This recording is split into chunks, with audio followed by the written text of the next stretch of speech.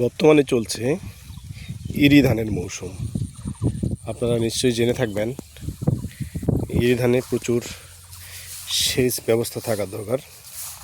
পর্যাপ্ত সেচ ব্যবস্থা না থাকলে ধানের গ্রোথ ভালো হয় না। দেখুন, এই ধানের গ্রোথ বেশ ভালো। তো বেশি ভালো হওয়ার কারণে দেখা যাচ্ছে যে ইঁদুরের অত্যাচার। তাই ইঁদুর তাড়াতে কৃষকের অভিনব পন্থা, প্লাস্টিক বেঁধে রেখে খুঁটির সাথে দেওয়া হয়েছে এবং শব্দ হবে, যার কারণে ইঁদুর মনে করবে যে কোনো কিছু আসতেছে, তাই আর এই জমিতে ইঁদুর কাটবে না। তবে আমি এটির বিপক্ষে, কারণ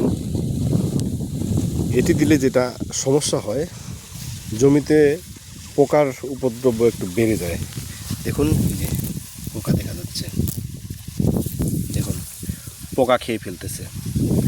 এটার কারণ হলো, যখন কোনো জমিতে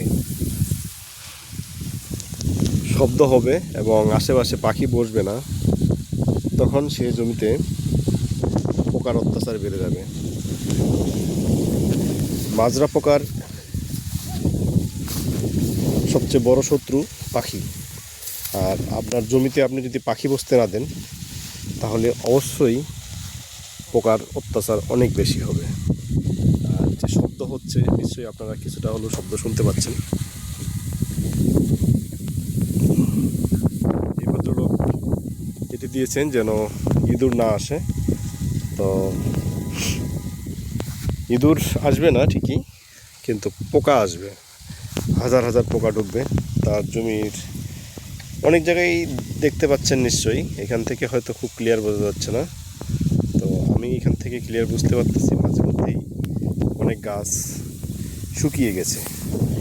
তার মানে এগুলি পোকা কেটে দিয়েছে গোড়া থেকে। দেখুন, প্রচুর পোকার উপদ্রব দেখা যাচ্ছে।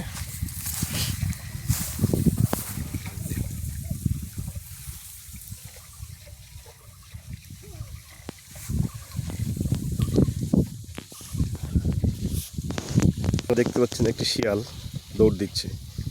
ওই যে শুধু ধান গাছের কারণে মাথা এবং পিঠের লোম দেখা যায়।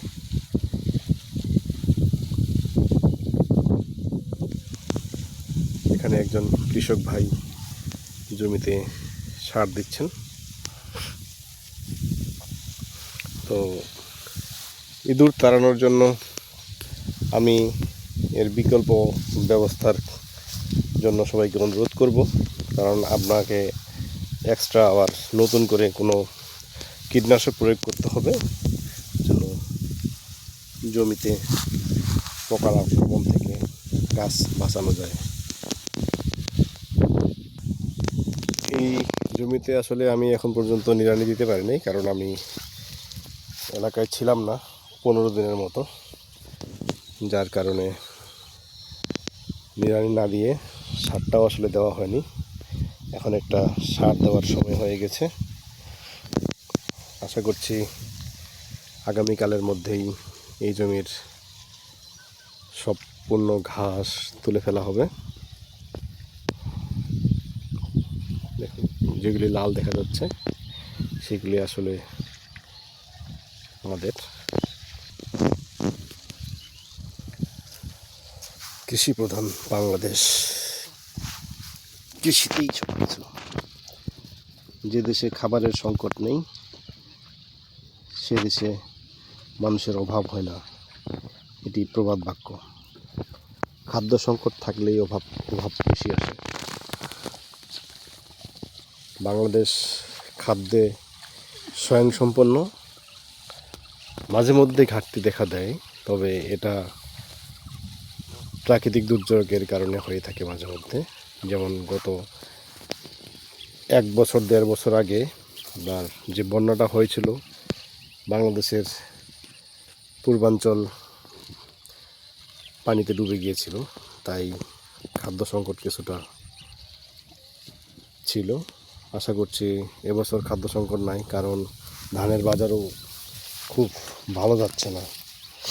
গত বছর এই সময় 3,000 টাকা পর্যন্ত উঠেছিল, কিন্তু এবছর সর্বোচ্চ 2,500 টাকা পর্যন্ত উঠেছে 80 কেজি ধান। তো আশা করি এবছর খাদ্যে স্বয়ংসম্পন্ন হব আমরা। সবাইকে অনেক অনেক ভালোবাসা ও শুভকামনা। ভালো থাকবেন, সুস্থ থাকবেন।